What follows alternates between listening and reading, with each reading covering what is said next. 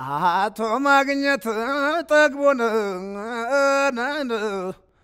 አቶ ማግኘት ጠግቦ We forget that 4 out of every 5 refugees in the world aren't coming from Syria.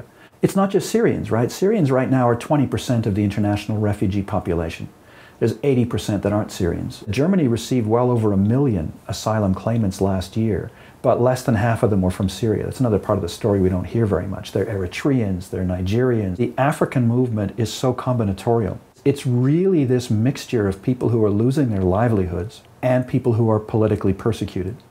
Whereas with the Syrians, there may be some economic element involved, but for the most part, it's people that are just literally fleeing their lives. The idea that the Syrians so clearly exemplify the imagined idea of what a refugee is versus the Africans who are much more complicated on that front. I think that has a lot to do with the public perception.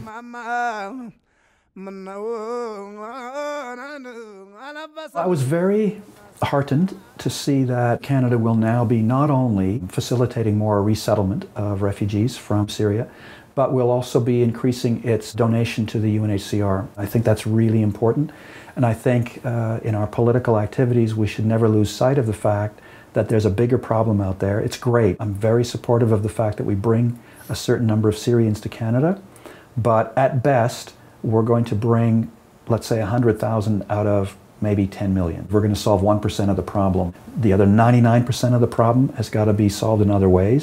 And there we've got to be part of an international community. And the best way to do that is through organizations that work to support those populations.